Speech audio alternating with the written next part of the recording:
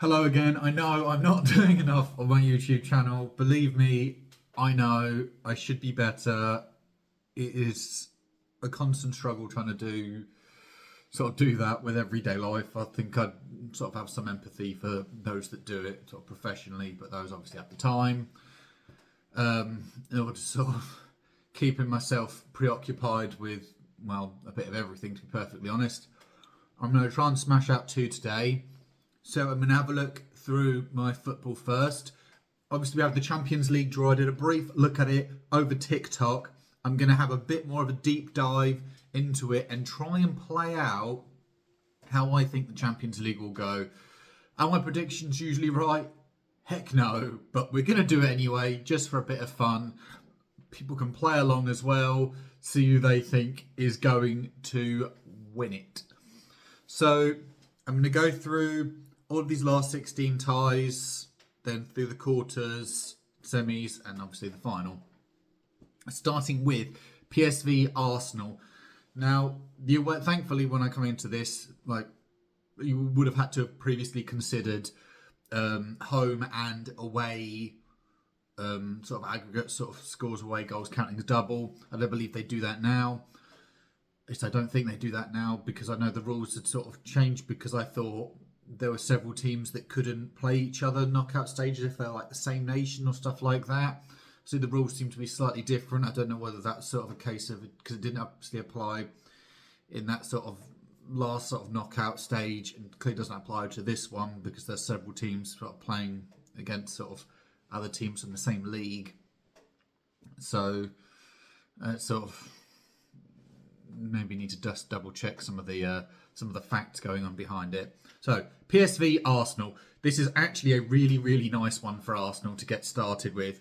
So I've got the away leg. So obviously that you're looking at the away leg obviously being the tougher one. PSV not sort of being too far away geographically, which also sort of helps. A bit of time sort of to recover. I think this is a nice one for Arsenal. I think the Eredivisie is not very strong at the moment. I think every so often sort of Ajax can put together a good strong team. I don't think this PSV team is necessarily all that. I think they're partly there based on how weak and flimsy Ajax have been. Obviously, not necessarily can't be considered a joke. Obviously, to be getting around to this stage of the competition, but this is when you're talking top tier teams here making the difference. And I think Arsenal will just naturally have too much quality. I know there's sort of still, I feel like with this young team, I think the quality has always been there, but they need to adjust to these European nights. I don't necessarily think all of them necessarily have a lot of Champions League experience potentially. There's something to worry about because like last year, for example, I firmly believed that Arsenal had or have sort of on paper a better team than Bayern Munich. However, Bayern Munich obviously went through because they've been there, they've done that, they know the story. But this should be a safe one for Arsenal, even if they have a tricky away leg, they'll wrap it up at home at the Emirates. By that stage, you're looking at some of those sort of other key players to potentially start featuring again in the competition. Obviously, I mentioned like people like Bukayo Saka, who still needs to sort of come back from injury, but I think he still has a part to play in this Arsenal season as he should be coming back in for the sort of Champions League games. Obviously needs to be fully fit and not potentially rushed in too much depending on where Arsenal's priorities lie, whether they want to try and go all out in Europe and in the league or potentially try and show preferential treatment towards one or the other. Safe on there for Arsenal. I don't think there's not enough quality. I mean, you've got people like Noah Lang within the PSV team that can potentially cause issues up against the Arsenal defence, but let's be clear, that one seems pretty safe.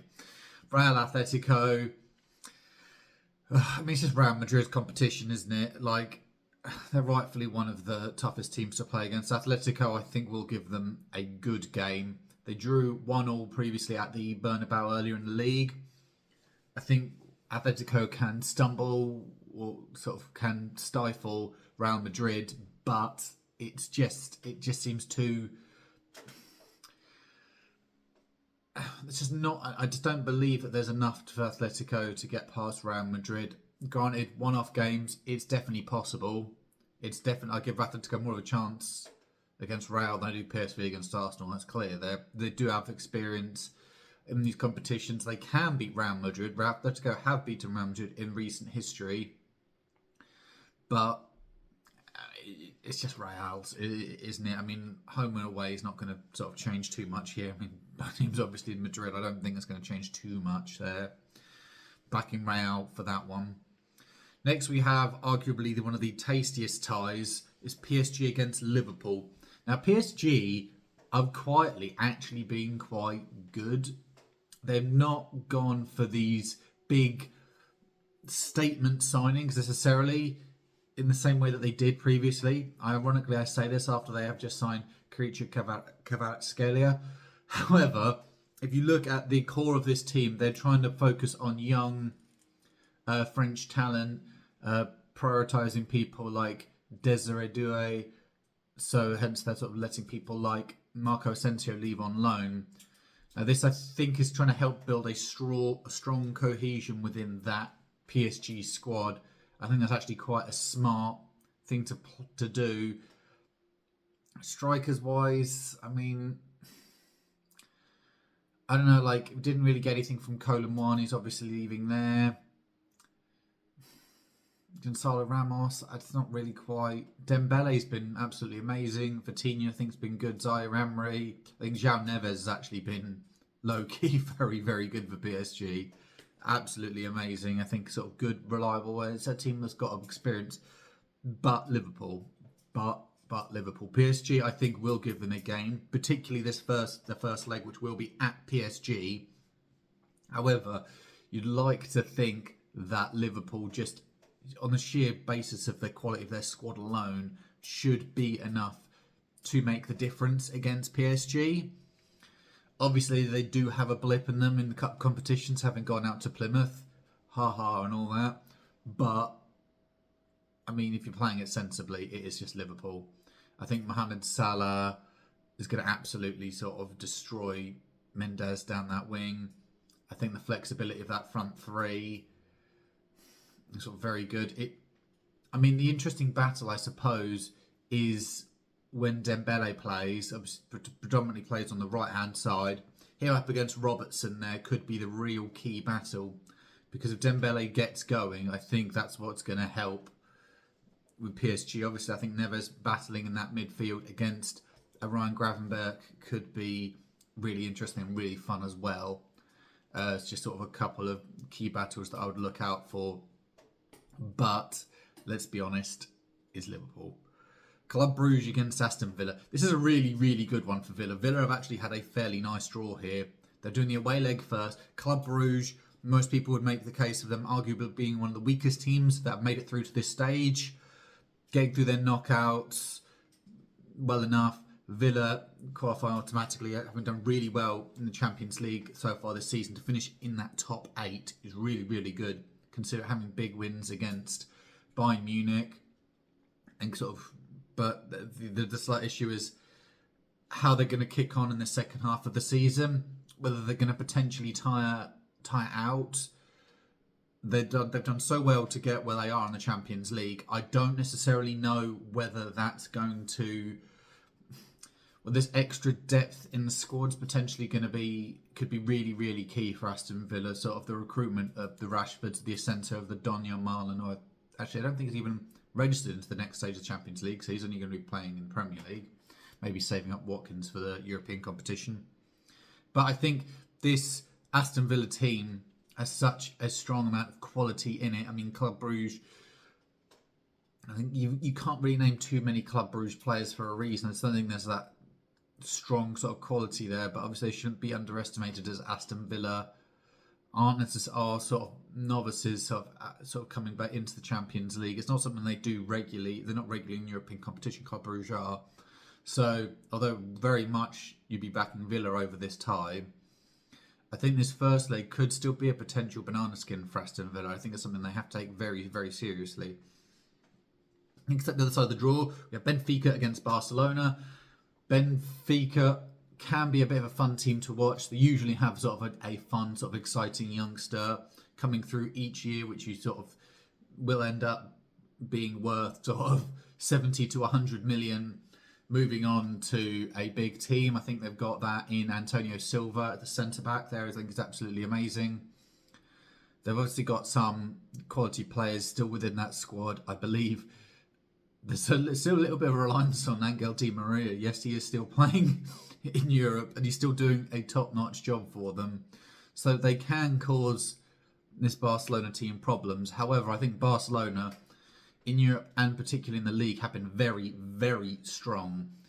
I think Hansi Flick's got them playing a great standard of football. I think people like Rafinha have been absolutely amazing. The balance and the mesh of that squad, they're absolutely brilliant. And I think this is a team that people are taking very seriously, actually, to be fair. They are, like, they didn't obviously have great runs in Europe in recent years, having sort of got knocked out to Manchester United sort of in the previous year. However, this team, I think this team's cooking, and the name and the atmosphere you get when you're saying Barcelona will strike fear into most logical and sensible teams. It's very much Barcelona through there. Borussia Dortmund against Lille. I think Dortmund are a bit of a funny one. They've not necessarily been great in the league. They've lost Marlon, but they are experienced at this stage of the competition now. Obviously, getting to the final last year. I think they'll do it, but I wouldn't expect them to rip up sort of any trees whilst doing it. I think Gitten's obviously been very, very good for them. You're looking around sort of from the rest of that squad. Garassi, maybe. I mean, you've got Reina sort of kicking about there again at Dortmund. I think the nous that they've got and the experience they've got in that squad will be enough to get over the competition of Lille. Lille haven't done very well to sort of get through to this stage again as well, relying on sort of the top-notch performances from people like Jonathan David up front, who I don't for life of me know how he hasn't actually got a move out of Liga yet, because he's consistently hitting that 20-goal sort of a season marker, if not sort of better, constantly performing on a regular basis. And I don't believe the actual release clause is that much. He's actually someone that I don't know why a team like Spurs or Man United haven't gone after. There's not necessarily a great birth of top-notch strikers, but I do think he's on the cusp of it, but he's not. You can't be sure about that whilst he is at Lille. He needs to be a top club. But Borussia Dortmund, with the experience, with the quality of their squad, will get through there. Except you have Bayern Munich against Bayer Leverkusen. Big German clash there. Bayern Munich are back to how they should be, sort of having a bit of a blip last season with Leverkusen beating them to the title, Leverkusen being on an absolutely mental run. Munich are cooking again. Kane is cooking. The quality players around. Elise has been absolute revelation at Bayern Munich. Such a good signing. I think most people who watch the Premier League know how good Michael Elise is, and he's proving it in the European stage. He's absolutely amazing. Can't speak highly enough of him. Absolutely quality player there. Leverkusen haven't quite managed to, it'd be almost impossible for them to keep up that strong run that they had going for them through last season. Obviously had a couple of blips throughout this year. Still in the competing with Bayern for the title, but Bayern very, very much front runners, and I just think because of that, and Bayern having sort of been a bit more regular in the Champions League, that little bit of experience, particularly in knockout stages, that now in the competitions makes a difference. And I think Bayern will get past Leverkusen there. Feyenoord against Inter Milan. Feyenoord, a surprise to get another Eredivisie team through. I can't say that I know the Feyenoord team that well, to be honest. If you asked me to name Feyenoord players, I think I would genuinely struggle. I think the Eredivisie, as I've mentioned, said that's not really necessarily very strong, despite the fact that there are two Eredivisie teams through here. So I might have to issue an apology to the league if any of them get any further than this. But Inter Milan are an absolutely quality outfit, then they've got a very fierce competition going on in Serie A at the moment, which might play into Feyenoord's hands. It might prove a distraction because Napoli are edging it very much in Serie A at the moment. However, it's very, very close in Serie A. You're looking at about those top 6 teams genuinely potentially going for the title. Not many points between the lot of them. Everyone's sort of splitting the points there. But Inter have the quality and have the experience there. Lautaro Martinez will bang against Feyenoord. Let's be clear about this. Very much Inter going through there. So you've got... so I'm going to go back round now to have a look at the quarter final stage. And so we would say we've got Arsenal against Real Madrid. It'll be really fun and really, really tasty. And it'll sort of be, I imagine it will be very similar to how Arsenal played against Bayern Munich last year when, but I think Real Madrid now, especially in the sort of, when it comes to knockout football in the Champions League, they will just do it. They will just do it. I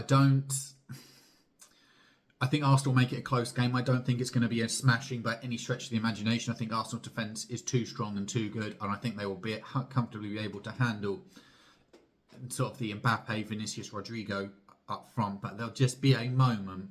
There'll be a head loss. There'll be a set play. There's going to be a moment in the game which is just going to tweak it in Real Madrid's favour, and I think that's what's going to do it. It's going to be really fine margins, but I just think it's going to be that little teeny moment. It's going to turn it into Real Madrid's favour, and then they'll just kill it off because that's just what they do. I don't think it's an issue of equality. I think even with Arsenal at full strength, I just think there's just going to be that little moment, and that's all it has to be. That's all it takes.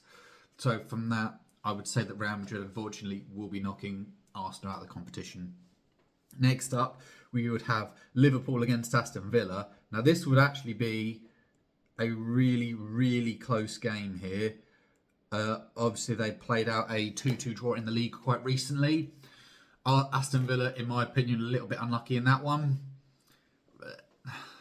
But I think it's going to be tough for Aston Villa to be playing the league and Europe, and unless they just try and put all the eggs in the European basket, which I don't think they will because they're also in the FA Cup as well, I don't think that I think they're going to struggle. I think I wouldn't even say it's those Anfield nights. I think the Villa fans sort of travel in force, but it's just the nous at this level. It's the ability to be playing those games, those Monday, Wednesday ones. I think it really takes it out on Villa when they're in the competition. I think they've lost or struggled sort of directly after Champions League games, and I think the fixture congestion around this game will kill them. I just think their legs will go regardless of additional signings. I can't see any logical way how Aston Villa get past Liverpool here. They've got the ability to beat them in a knockout stage competition, which I think favours Aston Villa. I think it still edges towards Liverpool. However, as I've sort of said, one-off Villa could nick it. Liverpool, you'd say the quality is there just to take it over the edge there, unfortunately. So yeah, I'm going to have to go Liverpool on that one. You just have to say sort of on quality alone. Unfortunately, it's the nous that these teams sort of have, and it's the main word I keep saying, but it's why Real Madrid sort of constantly win the competitions, because they know how to do it. It's just rinse and repeat, and it very much is with them, considering how regularly they win the competition. And Liverpool are a team that traditionally do well in the Champions League. Out of the English teams in recent years, Liverpool, generally speaking, are one of the better teams at it. They just get through these knockout stages far more than the others. Next up, we'll have Barcelona against Borussia Dortmund. I think this is very much where I think Dortmund sort of will go out. I I just don't think there's enough quality in that Dortmund squad to overcome a very strong and informed Barcelona team. I think the Barcelona team right now is cooking. Let's be clear. Dortmund, I think there's not a lot of good positive energy around that team at the moment, particularly in the league, as I've obviously mentioned, not necessarily doing as well as is usually expected of them, wanting to compete for not just Champions League but the title in the Bundesliga as well, and they're just not doing it. I just don't think it's quite, the balance of that team's quite right. The quality is just there. And Barcelona, I think that it depends obviously how well they're going in the league, but they'll fancy it against a Dortmund team. They really, really will. I could see, unfortunately, I could see Barcelona really putting Dortmund to the sword on the basis of the quality of Lewandowski returning to Dortmund. But you got people like, as I mentioned, sort of Rafinha, Yamal. I think that could really just absolutely ruin the Dortmund fullbacks time. They really, really do. And then next up, you would have Bayern Munich against Inter Milan. Now, I think this is when it sort of gets really, really tough. And it is a case of sort of a flip of the coin, really. But I have to think... it really is a flip of the coin here. I think Bayern would edge it. I think Inter haven't necessarily quite clicked enough in the league. They've not necessarily clicked maybe enough in the Champions League. Obviously, I know they've beaten sort of some good teams in Arsenal, taken points, or sort of getting good draws and keeping out Man City within the group stage. But I think this Bayern machine is starting to the gears are starting to turn. It's starting to move. And it's a dangerous one for Inter to be in the way of. As well as that, I just don't... I mean, quality-wise, it's very, very... You'd be hard-pressed to separate either one of them. And like I say, flip of a coin. Ask me tomorrow, I will say Inter. But today, I am saying Bayern. Bayern will do it. Bayern will get past Inter Milan and set up a rather tasty semi-final. So let's have a look at the potential semi that we're going to have playing out. Real Madrid against Liverpool. Now, Real Madrid are traditionally very, very good. However, Liverpool, I think, are the one English team that I do think has their number. I can happily say, beaten Real Madrid already this season in the Champions League, 2-0. Alexis McAllister scoring, Conor Bradley keeping Kylian Mbappe quiet. Providing Liverpool get their title charge or race done, sorted out by this stage, or have opened up enough of a gap, they might loosen up a little bit on the league and prioritise the Champions League, depending on the points gap, whether it has been closed dramatically with Arsenal. Obviously, it has closed a little bit at recent times with the draws against Everton and Aston Villa. But I think you put the best teams out for both of them. I think those nights at Anfield, they do sort of mean something there. And I just can't see, or maybe I'm just finding it a bit funny, I can't see Mbappe winning the Champions League, at least not this season. I think he's starting to really, really cook for Real Madrid. The recent form, sort of the turn of the year, has been absolutely insane. You sort of expect it because everyone knows there is quality there, but I just don't think he's got it. I just don't think he's got it in him. I think Van Dijk can lock out Mbappe in a game comfortably enough. So I'm actually going to go Liverpool there. So there will be an English team in the Champions League final, in my opinion. So we'll put Liverpool there. Next up, we have another game that's actually already been played in the Champions League, and that was Barcelona against Bayern Munich. Now, if I'm correct in saying this, and I'm probably going to back this one as well, Barcelona, I think they pumped Bayern, if I'm not mistaken. Or was it the other way around? I'm backing Barcelona for this one. I think they're a bit more fun. I think Hansi Flick knows several other Bayern players still. This thing has still got a lot of old guards still playing within that team. The Manuel Neuers, the Joshua Kimmich, the Leon Goretzkas. These are players that he knows. And so I think it gives them a little bit of an edge over the teams. Obviously, I've managed sort of Germany and Bayern in recent times. Harry Kane, I just think in these sorts of clutch moments, I just don't think he shows up enough for them. I think you're then looking at the alternative options for Bayern.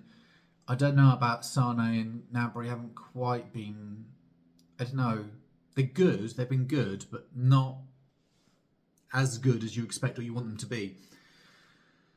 Elise, I think, could be the difference maker here. Once again, I keep banging on about Elise, but I just think he is someone that is that good that I think if he can isolate a Barcelona defender, he can cause an absolute nightmare. But I think also Koundé could potentially lock him out of a game, depending on which wing Elise obviously plays. But I'm back in Barcelona for this one. And so it would be a Liverpool-Barcelona final. Maybe it's a bit boring, sort of picking through this. Obviously, I think there's so much variable. I think so many of these games, particularly after you get round to that last 16 round, it's such a flip of a coin. It really, really is. And then maybe it's just me showing preferential treatment towards some teams over others, but I don't. I'm not sure. I can't. There's just a world that I can't see Arne Slot winning a double in his first year at Liverpool. I think it sort of downplays how good Jurgen Klopp was at Liverpool, and maybe it's just that and just that alone, which is why I lean towards Barcelona a little bit more. It could be sort of what a final where someone like Yamal can sort of add another 50 million onto his price tag or whatever it is now. I think he could potentially have a bit of fun against Robertson. I think Rafinha could also have a bit of fun against Trent, depending on sort of whether he or Bradley plays. I think the midfield battle would be absolutely ridiculous. Sort of people like McAllister and Gravenberch up against De Jong, Gavi, Pedri. It just edges Barcelona for me. Just because of my own prejudices against Liverpool, maybe, or the fact that I just don't see managers come in and win doubles in their first year after having just sort of succeeded one of Liverpool's most iconic managers of the 21st century. Let's be honest here, he is. Maybe not have got the trophies to completely back everything up, but he is one of the most iconic managers for Liverpool. And him to come in, I'm sorry, it doesn't happen. And it doesn't happen for a reason. And so I would edge it towards Barcelona, but that's just me running through it all. You guys have a crack at running through it all. Let me know who you think is going to win the Champions League. As for now, I will see you later.